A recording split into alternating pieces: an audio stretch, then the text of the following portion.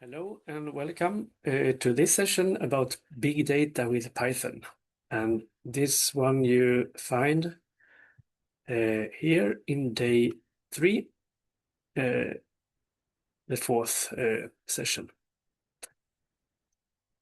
So the learning outcomes is that you can allocate resources sufficient to your data size and also can decide on useful file formats.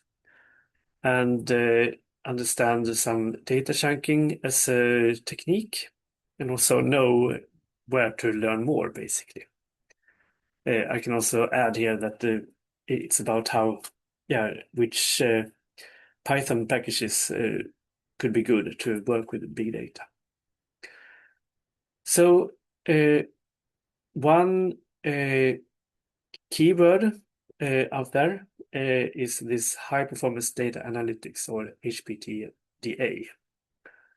And this is about a subset of high performance computing where we focus on large data. And the data could be either output from computer models and simulations or from experiments and observations. And the goal could be, for instance, to pre-process or analyze or visualize to generate general scientific results. And big data then refers to data sets that are too large or complex to be dealt with by traditional data processing application software, like pandas, as we will see. And a challenge is to include, to capture data, about data storage, how to analyze and search for data inside a database, sharing, transfer, visualization, and so on and so forth. So this is an image about, for instance, pandas. When can you use pandas? And if you go the opposite way of the arrows here, you can see that it should be less than 3 GB in memory. But this could be dependent also on how your cluster looks like, or your computer. So how much memory is there, actually. Yes.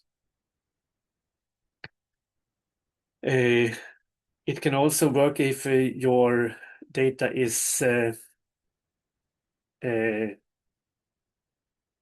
like tabular, so you can make tables, then it works very well, and it's in 2D, or it's in 1D.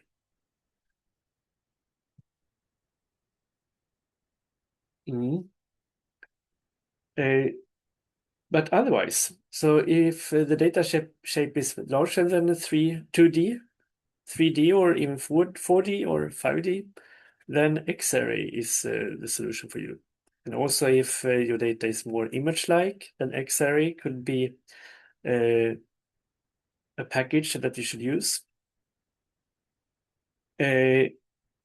Otherwise, if it's quite close to pandas, but it doesn't fit in the 3 GB memory, then Dusk or Polars may be suitable for you. So basically, pandas works well for many things, but if it's high dimensional, use X-array. And if it's still 2-dimensional, but is very large in size, then try this one, Dusk or Polars. And we will briefly mention all of these tools. So the constraints are storage and memory. So we need to cover basically the storage, which is about making more effective files, and also about the memory. Reading is just part of files. Yes, so maybe you can read just parts of the file into memory, or chunk the data. So basically make pieces of it. Or you try to allocate more memory, which is possible on most of the clusters, more or less. or to a smaller or larger extent, basically. So the general solutions is the first one could be to allocate enough RAM, which would be the first choice if you are running ready tools. I mean, if you have data and you use a tool that someone else have developed, maybe it's a program that you downloaded or the system experts have installed for you, then allocating more RAM is the first solution. So yeah, if you cannot update the code or if you cannot change to other packages, then this is the choice. As mentioned also before, you can choose different file formats for reading and writing, and we'll see later on how this can be applied. Choose the right Python packages, which we touched. So instead of pandas, we have xarray and dusk encoders. And also related to this is chunking suitable. So if we focus now on allocating RAM, so one question one can ask is how much is actually loaded into the working memory. So maybe you load some data that you want to perform analysis on. Then the first step is actually that the data is loaded into memory. But then when you're doing the analysis, maybe more data in variables are created during the run or during your work, which means that more space is allocated in memory for your program. And after a while, maybe you will come to see this out of memory error, which means that you use more memory than you could. So the solution here is that you can allocate many cores on node that will give you more available memory. And also out there on the different systems, the default nodes, so to speak, is of the order of maybe 28 gigabytes, or yeah, on the new systems it is more. If these are not enough for you, if you actually need more RAM that is on an ordinary node, then you can allocate it's called fat nodes, which are at least 512 gigabytes and up to 3 terabytes actually. For some clusters, you can actually request additional. You don't have to request additional CPUs. Instead, you can use the slurm command --mem or mem per CPU, which basically, yeah, the first one here allocates, yeah, how much you want in total, and this is per CPU. So if you need, for instance, 8 cores, you can define that, okay, I want 1 gigabyte per core, something like that.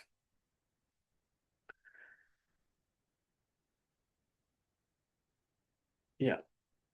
Okay. So you don't have to explicitly run threads or other parallelisms to actually book many cores. It will give you more memory, but the more clean way is to use this way.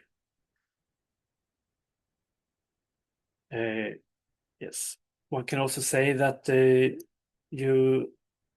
unless you are chunking, you cannot allocate several nodes for one big memory problem. Because if you're not chunking, you have probably to share the memory among the cores, and that will only work within one node. So typically it's not useful to book 2 complete nodes to get to the total run that you want. It has to be shared within one node, basically. Unless we have this chunking principle. More about this. later. So the principle here, you use the slurm options here, either in a batch script or in the interactive or as alloc command. This could be done either from a command line or on-demand GUIs, graphical user interface. So you can allocate ROM using the full node ROM divided by the number of cores. Oh, I forgot to change this. This principle means that if you have a node with 128 gigabytes, and you have 20 cores, you will, by division, 128 divided by 20, which will give you 6.4 gigabyte per core. Then you allocate the number of cores to cover your needs. And the other way is to request it as the memory needed. And you can choose the number of cores that you want for parallelism. So here it could look like this. So for instance, here we want 150 gigabytes. If we would like terabyte, we can use T. And if it's enough with something like 500 megabyte, then you put this one. Typically, you don't need to specify this if the memory is small, if the required memory is smaller than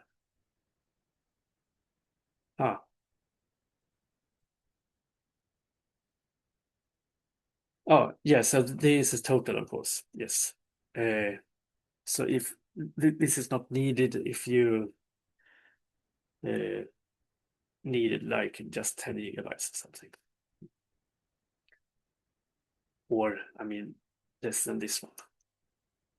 The other way is to choose memory per core, and then choose number of cores. So then you take number of cores and also apply this one. So here you want the 16 gigabytes per core. And if you booked 8 cores, you will get 16 times 8, so 128 gigabytes. Yes, and requesting fat node, there it looks different in different systems. So there is an exercise where you can find out on your cluster how it works.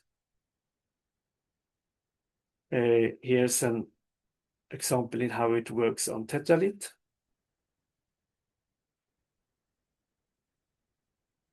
Yes. And for Dardel, it would look something like this.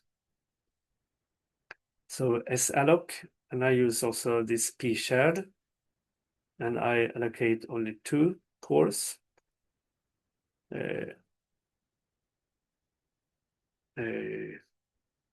Quite often you can choose -C or -N.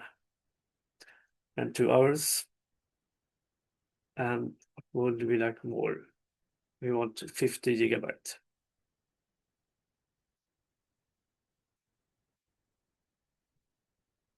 So let's see if this works. Maybe it will be different on this system, but then you can find it in the documentation.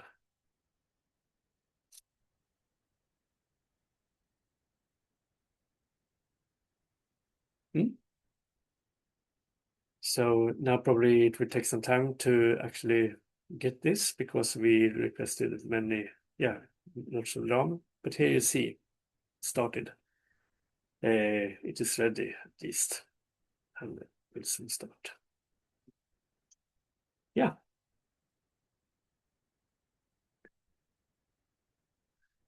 All right. So the exercise here is for memory allocation, and you can do this actually from either from the login, the desktop, Or if you cannot use it, it's also typically fine to have it in an ordinary SSH session with the command line. Yeah.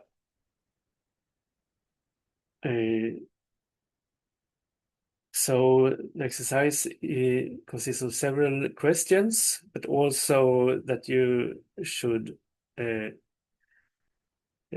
start. Yes, actually start an interactive session with 4 calls for 3 hours.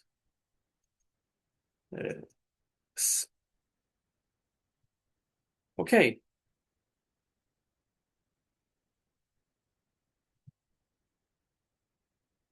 Mm. And yeah, some answers are found here as well. And by that, you can pause this video and do this if you want. And I will soon start with file formats.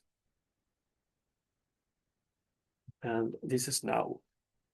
So file formats, basically with all storage and memory, it's about bits and bytes.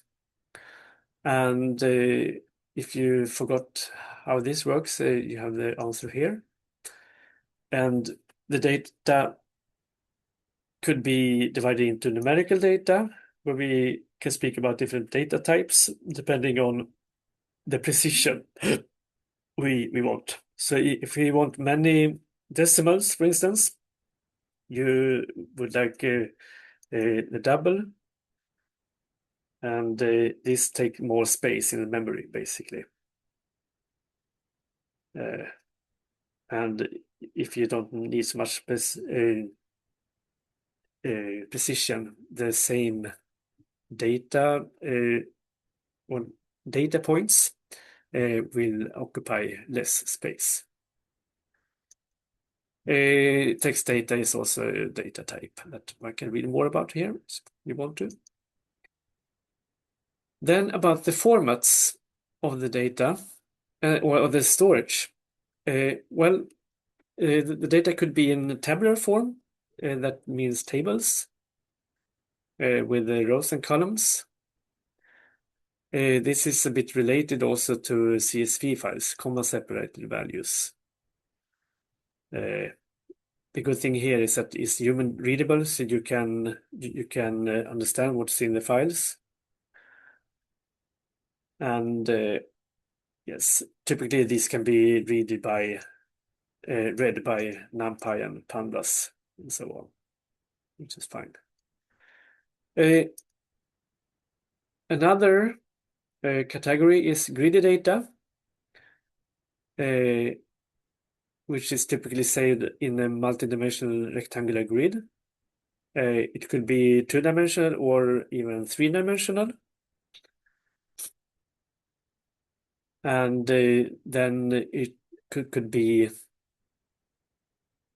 yes, we have some specific formats here, HDF5 and CDF, which we have some information about down here.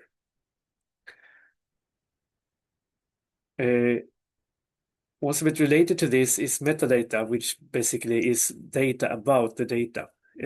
So data, yeah, information about the data, basically. And for instance, this netcdf has this metadata inside the file, actually, which is quite convenient. Yeah, so you can read more about these, HA5 and CDF, and both of these are in binary format, which makes it not human readable, but more effective in space, in storage. So, and you will see in the exercises below that the CDF has some very good things, and also HDF5 in how you read the data.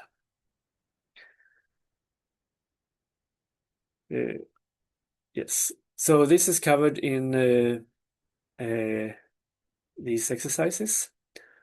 And you can also go over file formats in this table and think about if you are using the right file format in your research, in your field, for instance. So is it, for instance, tidy, or is it space efficiency, and can you share it in a good way? I mean, can it be read by the different tools? So, yeah. And more about this you can read here as well.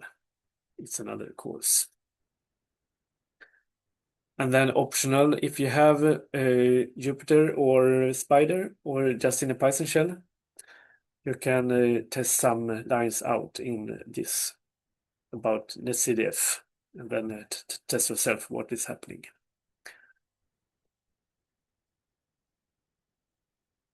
So you can stop the video and soon come back when I talk about computing efficiency with Python. Yeah, so computing efficiency with Python. Well, Python is an interpreted language, which means that there is a price of reduced performance in many cases, due to, for instance, the keywords here, dynamical typing and flexible data structures and other things. Now, yeah, this is native Python, I will say. There are some packages that are more efficient than, for instance, NumPy and Pandas. And here we have the SciPy library that builds on top of NumPy. And this contains a lot of interfaces to compile languages like Fortran and C. And this makes things much faster. So you can read more about SciPy by clicking this link. Also, there is course material from ENCCS. It reads NetCDF also format.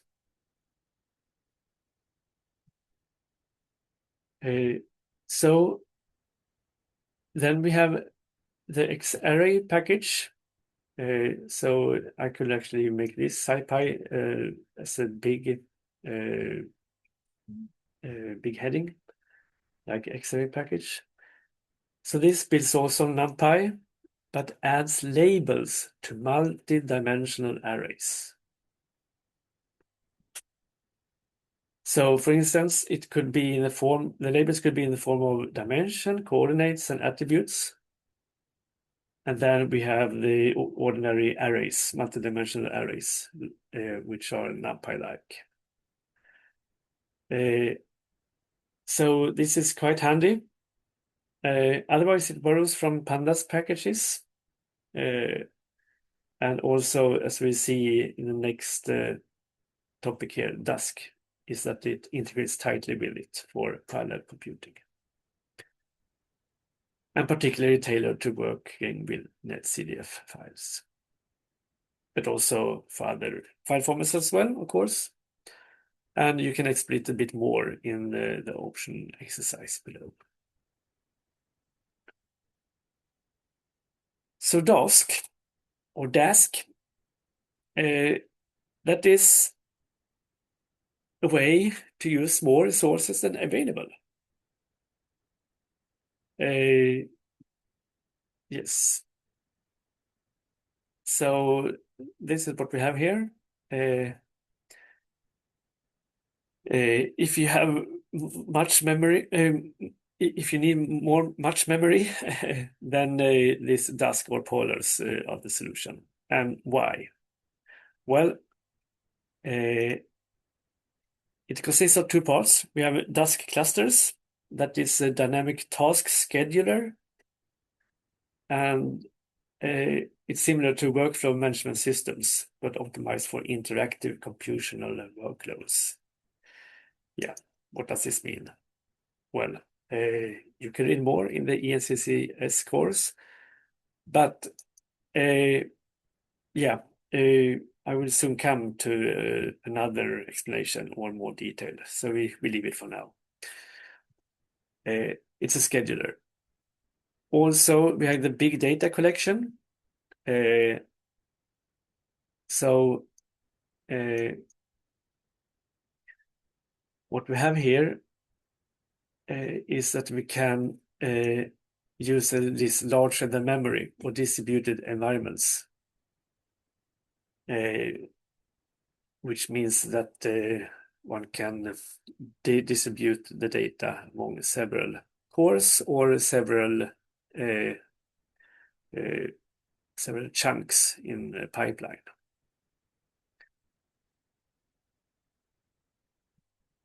So it provides dynamical parallel task scheduling, so scheduling and tasks, and three main level high collections, where we have the array and data frame and bag. Bag we will not cover here, but there is part of the course here given from ENCCS again. HPTA, high performance data analysis, like we said before. We have the parallel pandas data frames, which makes use of pandas, but it scales it so that you can work with large data. So you can typically work the pandas way, but it can run on several processes. And also for NumPy, and also related to Xarray, we can have this. And very soon more about this. You can also read more about the ML packages and distributed, which we will not cover here. But if you're interested, you can read more here. So when you use the Dask arrays, as I said, then it will feel like NumPy. But Dask will use the lazy execution mode, which means that you first build up a complex large calculation symbolically. So you define the different steps to be done on the whole data. But by using this, the Dask method, then it will not perform it directly, but it will perform it when it's needed. And then it will perform it in these chunks. So the arrays, the matrices, they're divided into small pieces or chunks, as small as necessary to fit into the actual memory that you have allocated. So you could have allocated much memory, and then you can have large chunks. But if you only have 1 GB or so, then you have to have very small pieces, but many of those instead. So it will create chunks, and these will different tasks will handle them, and these tasks will are queued, and no computation is performed until you actually ask values to be computed. For instance, print the mean value. So the data is loaded into memory, and computation proceeds in a streaming fashion, block by block. And in the end, the data is gathered.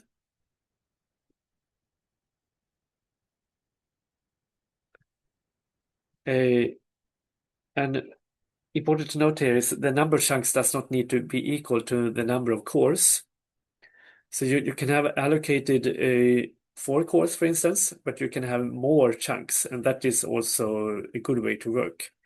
Because what is done then is that they are queued, the different tasks, and then it goes like in a pipeline for each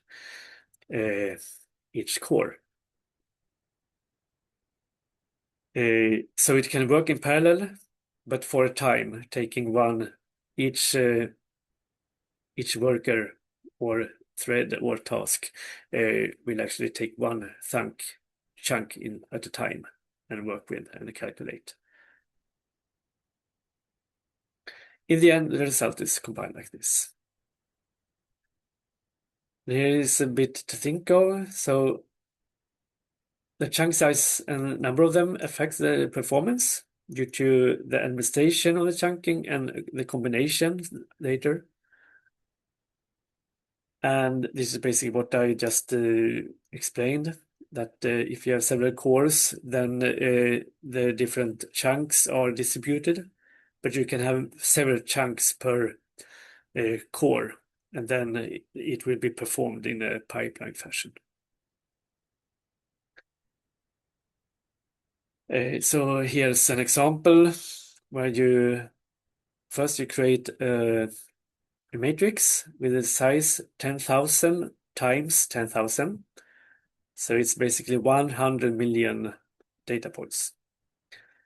You divide this in chunks of the size 1,000 times 1,000. So it's 1 million data points in each chunk. Still quite a lot, but manageable in quite many cases.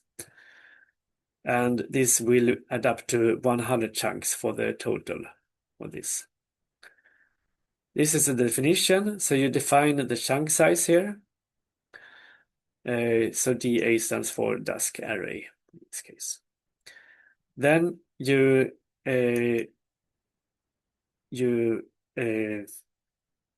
give the information what has to be done.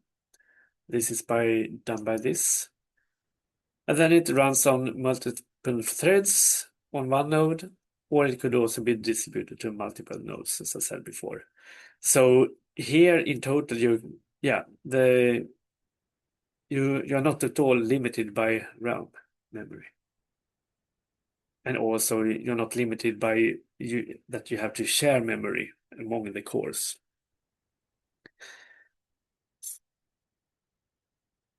Okay, leaving this, and just mention that it will be an exercise where you can test this out with the different chunk sizes.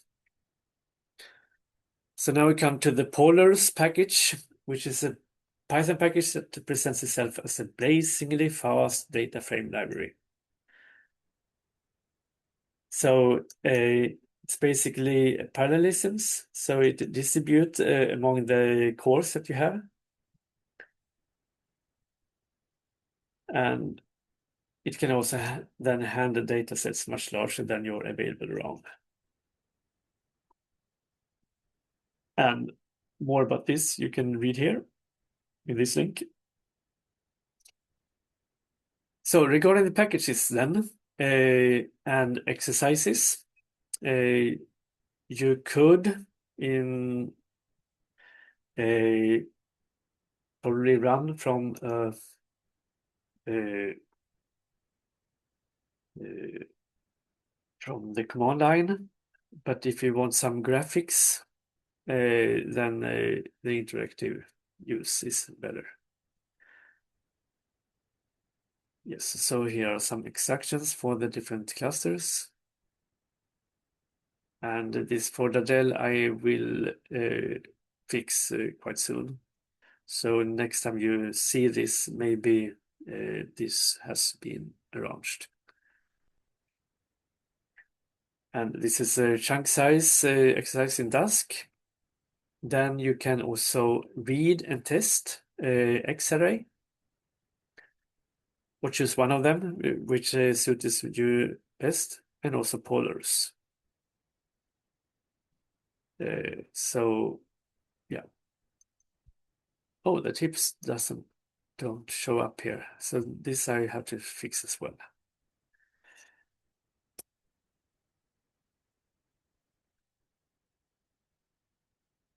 Okay, so think about this. Did you have some new learnings? Did you find out some useful file formats for your data? And also, the data you have, what could be done for that? Is it allocating more RAM, or is it to use data chunking, for instance? Maybe one of these are useful for you. So the key points are here, basically. Allocating more RAM, file formats, storage, in local scratch. That's a thing that could be good as well. And different packages. And here you can also see a page about pandas vs dusk vs polars. So in what conditions should you choose one of them, basically. So this is an example at least, and some examples. And finding the pros and cons in different problem sizes or problem types. You see also some other useful links here that could be beneficial for you. So with this, we end this session and hope you learned something. Bye.